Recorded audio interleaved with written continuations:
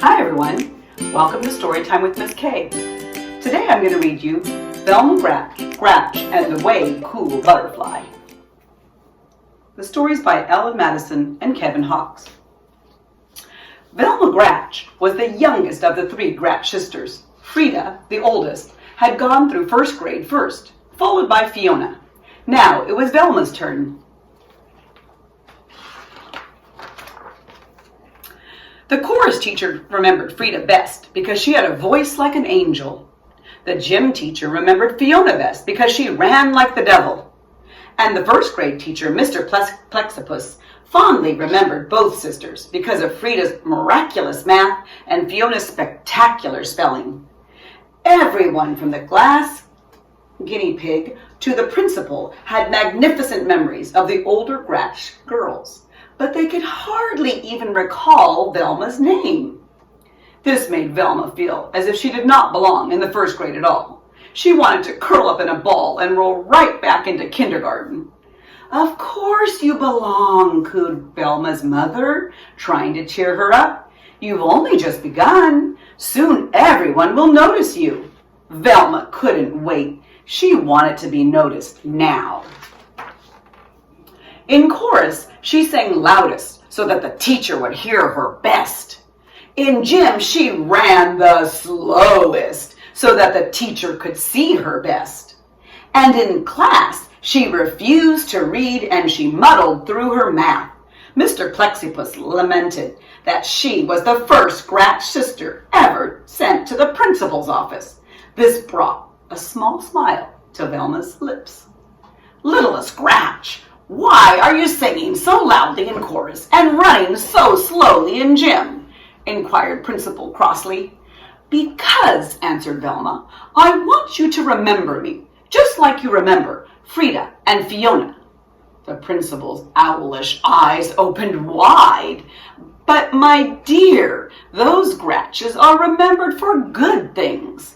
Velma's small smile pretzel twisted into a full-blown frown.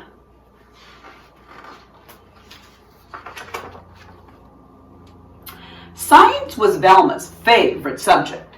She had learned many fabulous facts, like how a rainbow is born and why a volcano burps. The latest lesson was about butterflies. Mr. Plexipus explained that a butterfly started as an egg. The egg turns into a caterpillar. The caterpillar disappears into a chrysalis, which is a little sac, and does not come out until it is changed into a beautiful butterfly. He called this changing metamorphosis. Velma didn't want to forget this extra long word, so she repeated it again and again as she walked home. Metamorphosis, metamorphosis, metamorphosis. "Frida, when you were in first grade, did you study butterflies?" Velma asked her oldest sister. "No, we learned about worms," Frida replied. "Fiona, when you were in first grade, did you study butterflies?" Velma asked her middle sister. "No, we found out about frogs," Fiona stated. "Well," said Velma proudly, "we are studying butterflies and metamorphosis." "That's way cool," Frida declared, and Fiona bobbed her head in a way cool agreement.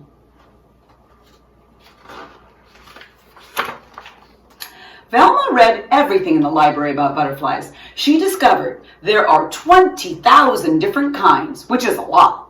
She adored the ones with colorful names: brown elfin, frosted flasher, sleepy orange, and the ones with funny names: comma, question mark, American snout, not to mention the ones with strange names like Morpho, Painted Lady, and Gossamer Wing. But her favorite butterfly of all was the orange and black monarch. When it got cold, all the monarchs would fly south to Mexico to stay warm. Velma thought this was an amazing coincidence because last winter vacation, she and her family had also flown south to Mexico to stay warm.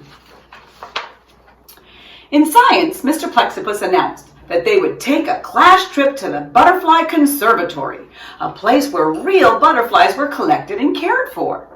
Because Velma didn't want to forget this extra long word, she repeated it again and again as she walked home. Conservatory, conservatory, conservatory. Frida, did you take a class trip to first grade? Velma asked her oldest sister.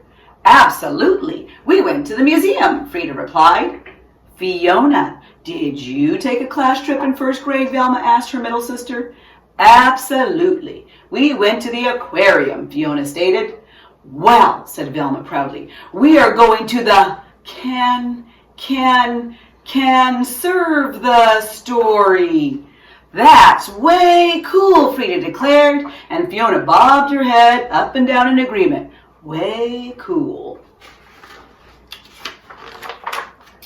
The Butterfly Conservatory was surrounded by fancy flower beds and bedecked with banners of butterflies.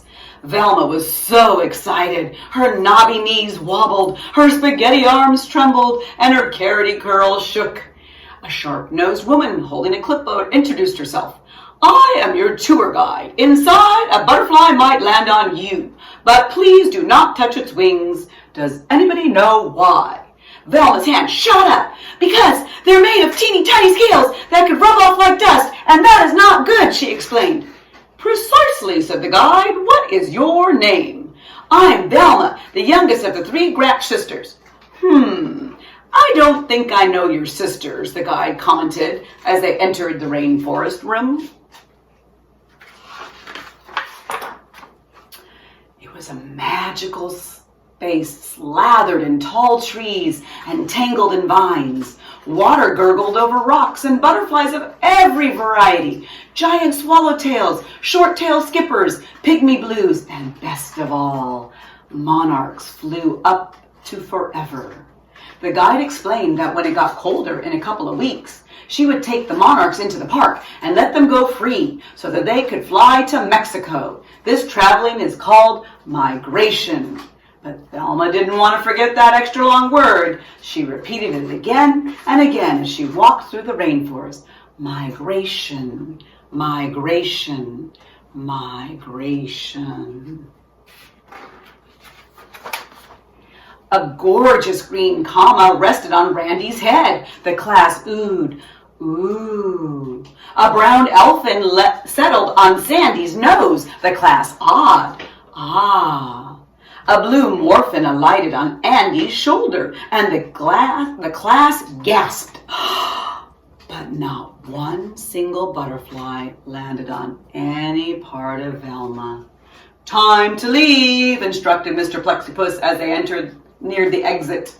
A tear formed in the distant corner of Velma's eye. All she wanted was one single tingly touch of a butterfly. On a nearby branch sat the most lovely monarch. How she yearned to pet those velvety wings. She moved slowly. The class was leaving. One more inch. It's so pretty. She froze. If she touched its wings, it might. But Velma couldn't do it. She could not hurt a butterfly. Come now, Velma, we have to go. Sadly, Velma turned away. And at that very moment, the most marvelous thing happened. The monarch hopped from its branch and roosted right on Velma's finger. Delicate wings slowly folding, antenna twitching, weightless and wondrous the insect sat. Velma was in heaven. The bus is waiting, her teacher called. Velma placed her finger next to the branch. Bye-bye, butterfly, she whispered. But the monarch didn't move. We're closing, said the guide. Velma blew lightly onto the butterfly, but it didn't budge. Without ever touching the butterfly's wing, everyone tried to get the monarch to fly, crawl, or walk off of Velma's finger, but nothing worked. At last, Velma was told to leave with a butterfly still perched right on her pointer. It stayed there on the bus ride home.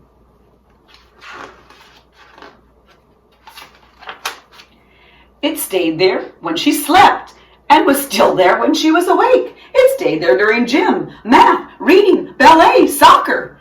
Day in and day out, it stayed on that pointer. Soon, everyone from the class guinea pig to the principal knew about Velma and her butterfly. Mr. Plexipus lamented, that Velma was positively the first Gratch sister ever sent to the principal's office twice. This stuck an oversized frown on Velma's face. "Velma," Principal crossly commanded, "it is time for that butterfly to go." "Oh, I've tried to get it to go," Velma moaned, "but it just won't." "Well, no one will ever forget this," the principal fumed. Velma's frown pretzel twisted into a small smile. "Hey, I know what to do," she proclaimed. "My gray son." Velma paraded Principal Crossley, Mr. Plexibus, her class, Frida, and Fiona to the park. Car horns honked, people yelled, but despite all the commotion, the monarch still did not move. A cool wind from the west blew through the field. In the middle stood the tour guide from the conservatory, carefully opening an enormous sack. A single monarch fluttered out and around and flitted away. It was trailed by 10, then 10 more, soaring up, up, up into the sky, overflowed with thick clouds of orange and black. "What's happening?" cried Frida. "Why are you letting them go?" demanded Fiona. "Migration," answered the guide. "My gray son," repeated Velma. The wind tousled Velma's hair and tickled her butterfly's wings. The monarch jumped onto her nose as if to give her a kiss goodbye, and then took flight to join its friends.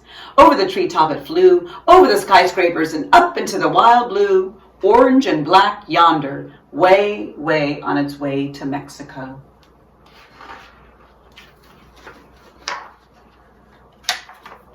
"Velma!" shouted Principal Crossley, and everyone's eyes turned toward her. "Oh no," fretted Velma, sure that she was about to become the only Gratch sister ever sent to the principal 3 times. "That was way cool," said the principal, and one and all bobbed their heads up and down in agreement. Way cool. Then, with her fine finger where the monarch was still a-tingling, Velma followed her 2 sisters and floated all the way home. I hope you enjoyed Velma Gratch and the Way Cool Butterfly.